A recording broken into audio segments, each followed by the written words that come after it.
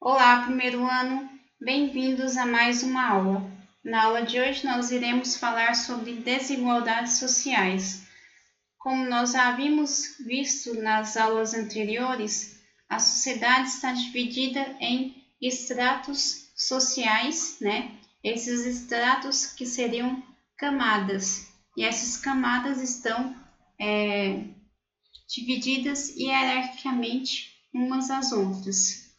E aí, então, isso vai gerar a sociedade dividida em camadas, né? Nós podemos representar essas camadas através de uma pirâmide. Uma minoria rica, né? E a maior parte da população pobre, né? Na extrema pobreza.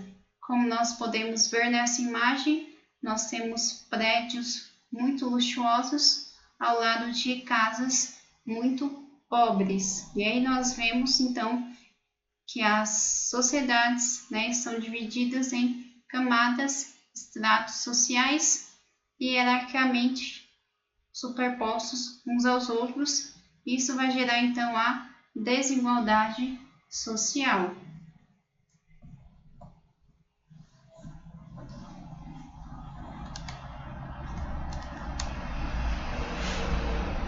Como nós podemos ver também nesta imagem.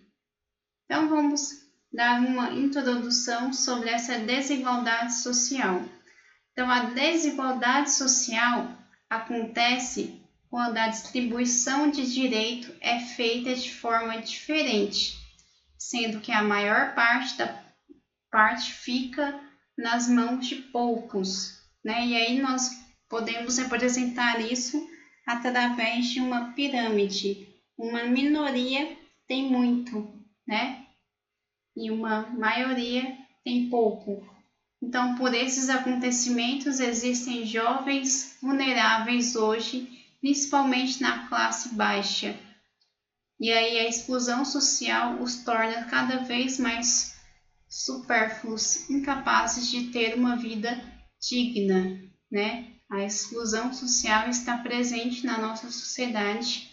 Isso vai gerar a desigualdade social, então tem causado o crescimento de crianças e jovens sem preparação para a vida e muitos deles não conseguem oportunidades e acabam tornando marginais e desocupados, às vezes porque não querem, mas sim porque não sobram alternativas. Outro fato que agrava a situação é a violência que cresce a cada dia, ou seja, a desigualdade social está presente na nossa sociedade. E isso, muitas das vezes, é taxado como a pessoa não quer. Não é que a pessoa não quer crescer, não quer estudar, não quer trabalhar, mas essas pessoas não têm as mesmas oportunidades, né, que a maior parte da população que estudou, né, que se formou, que hoje tem uma profissão, muitas das vezes é por esforço próprio, é por mérito, sim, mas muitas das vezes, em muitos casos, essa pessoa teve oportunidades, né? E várias pessoas que não estão nessa condição, né, de classe superior, né, de classe média, não tiveram a oportunidade. Claro que tem pessoas que tiveram oportunidade e não estudaram, não quiseram e hoje está na pobreza, mas a maior parte das pessoas que estão na classe média é porque elas tiveram educação, né, saúde, moradia. E quem está na classe baixa é difícil ascender socialmente, né, ter a mobilidade social de sair de uma condição de pobreza sem ajuda, né, sem ajuda do governo. Então, por isso que é necessário que o governo garanta às populações mais pobres saúde de qualidade, educação, né, e direitos iguais. Então, a desigualdade social não é uma simples diferença individual. Algumas das diferenças que podemos encontrar entre os indivíduos que compõem uma sociedade são sociologicamente irrelevantes, como a estatura física, alguns gostos artísticos, por exemplo, podem nada influenciar as oportunidades da vida concreta, ou nada nos diz sobre as posições sociais de cada um. Uma desigualdade social deverá resultar, sobretudo, de um grau desigual de acesso a bens, serviços ou oportunidades, cuja raiz explica que se encontre nos próprios mecanismos da sociedade. Então, Anthony Giddens define desigualdades sociais ou sistema de estratificação social como um conjunto de desigualdades estruturadas entre diferentes grupos de indivíduos, estando os mecanismos de estruturação baseados na sociedade. Podemos definir, em síntese, uma desigualdade social como a diferença socialmente condicionada no acesso a recursos. Ou seja, nós estamos vendo claramente como que a sociedade, e a desigualdade social se perpetua, fazendo com que pessoas que tenham menos oportunidade, de acesso a bens, à cultura, continuam sendo prejudicadas. Por exemplo, alunos mais pobres, eles não têm acesso em tempos de pandemia, para ter a educação, de qualidade, eles não têm acesso à internet, aos meios de comunicação, à infraestrutura, a computador, a uma casa, a um quarto, que eles possam estudar, e esses alunos acabam sendo prejudicados, E aí isso vai gerar com que a desigualdade social continue cada vez mais frequente em nosso país. Então, alunos que têm acesso à internet, eles já sobressaem aqueles que não têm acesso à internet. E esses alunos que têm uma boa condição financeira, consequentemente, através da educação, eles poderão cursar universidades e, com isso, eles continuarão tendo bons recursos financeiros, Já os alunos que já não possuem, sem ter acesso à internet, ao estudo, à educação, eles poderão continuar na pobreza. Então, vamos ver os critérios de desigualdade.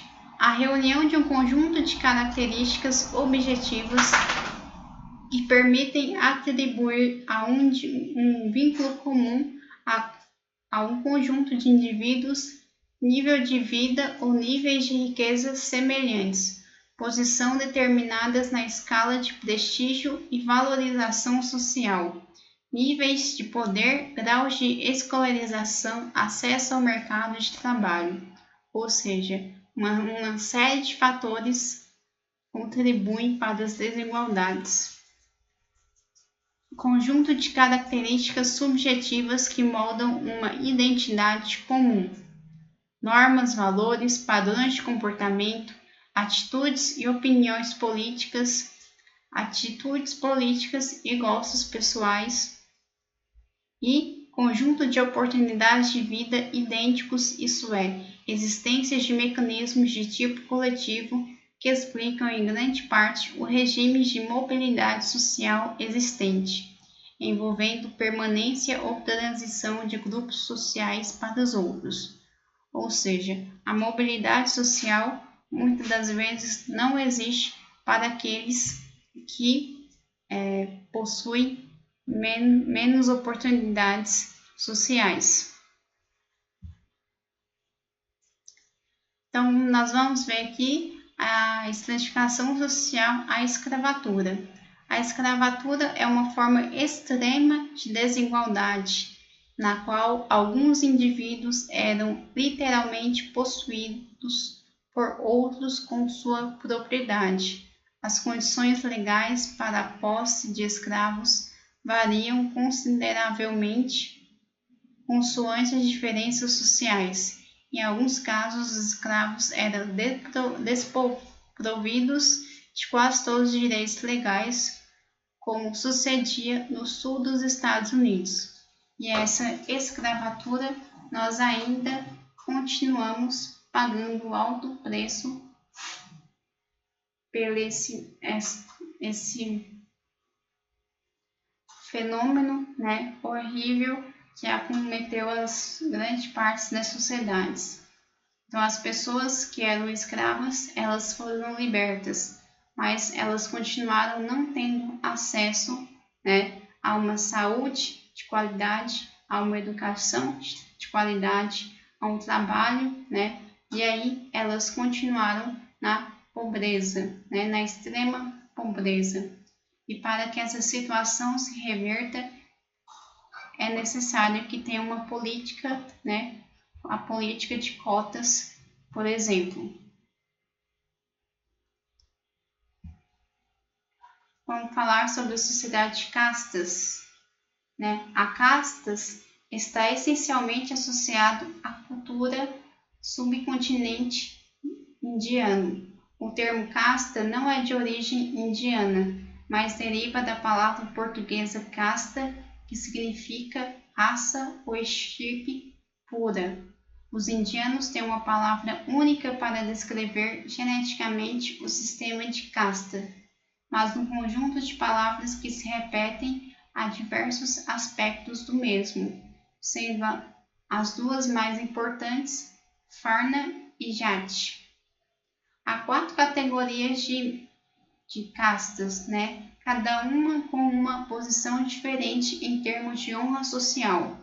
Os que pertencem à casta mais elevada, que são os Brahmanes, representam a condição de pureza mais elevada, e os intocáveis a mais baixa.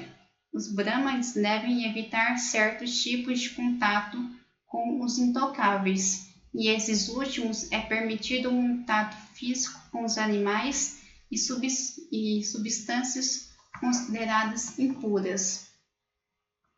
Ou seja, a sociedade de castas na Índia está dividida entre castas superiores, consideradas puras, e castas inferiores, considerados os intocáveis. Então, o sistema de castas é extremamente elaborado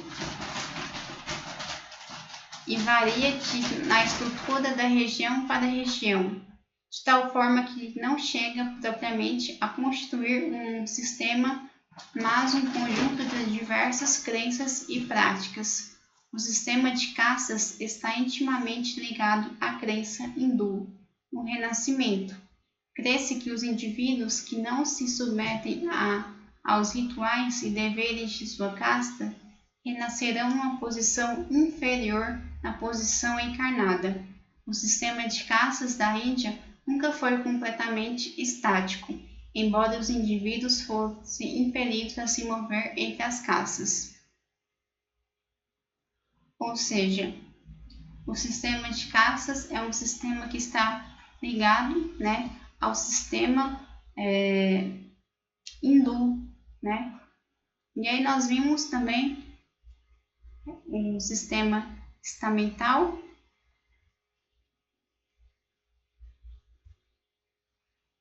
que é o sistema das ordens, né, dividido entre clero, nobreza e povo. Mas nós vamos continuar essa aula, né, nas próximas aulas. Até a próxima aula.